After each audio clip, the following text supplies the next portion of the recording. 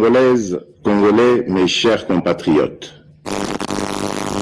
depuis les accords de Sun City, les confessions religieuses ont la lourde tâche d'accompagner les processus électoraux dans notre pays, notamment par la désignation, entre autres, du président de la Commission électorale nationale indépendante, CENI en sigle, institution citoyenne appelée à organiser les élections dans notre pays.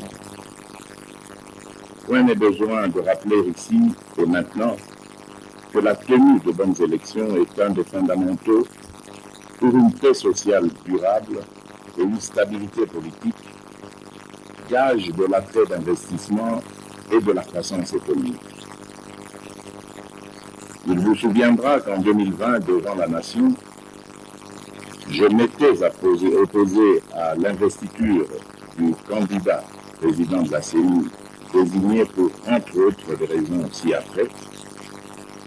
La question de l'entérinement des membres du bureau de la CENI n'était pas inscrite à l'ordre du jour de l'Assemblée nationale.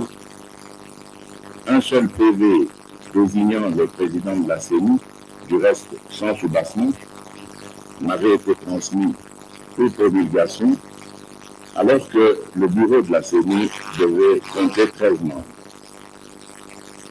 Le président et le vice-président de la plateforme des confessions religieuses n'avaient pas sanctionné le PV de désignation par leur signature, et deux des représentants des 6 confessions religieuses supposés avoir soutenu le candidat président désigné en 2020 ont été désavoués par leur hiérarchie, entachant ainsi la régularité de ce processus de désignation.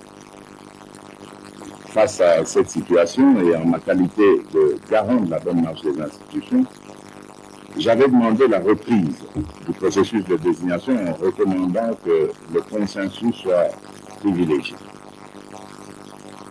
Aujourd'hui, je me réjouis donc que le processus de désignation des membres du bureau de la CENI de 2021 se soit déroulé de manière régulière, car en ce qui concerne notamment la désignation du président de la CENI, malgré le manque de consensus, une majorité claire s'est dégagée au profit d'un candidat, et ce conformément aux prescrits de la charte de la plateforme des confessions religieuses.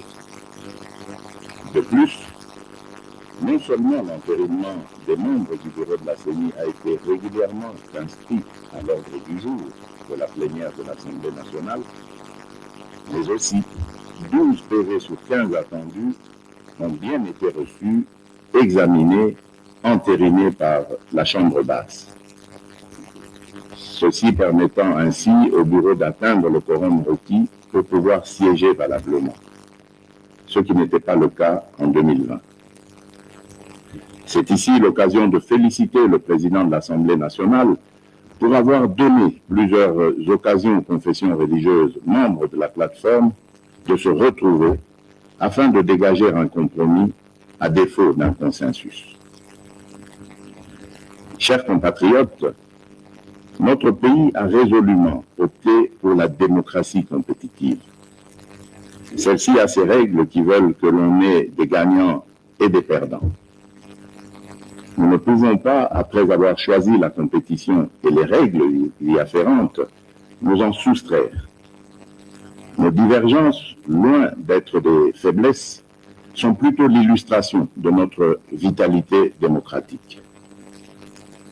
Au regard de tout ce qui précède, j'ai décidé de signer l'ordonnance désignant les membres du nouveau bureau de la CENI.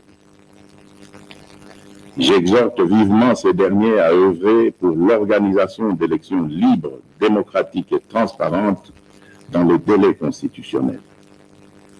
Par ailleurs, nous avons bon espoir que les 3 délégués de l'opposition seront bientôt désignés pour rejoindre cette équipe et prendre toute leur place dans ce processus qui nous concerne tous, Congolaises et Congolais. Ainsi, j'invite d'ores et déjà les organisations nationales et la communauté internationale, à travers ces missions d'observation, à nous accompagner afin de garantir la tenue d'élections crédibles en 2023. Pour ma part, Je compte désigner rapidement auprès de moi un responsable du suivi du bon déroulement du processus électoral. À présent que le décor est planté, j'exhorte toute la nation congolaise à se mobiliser et à s'approprier le processus en vue de la réussite des échéances électorales de 2023. Que Dieu bénisse la République démocratique du Congo. Je vous remercie.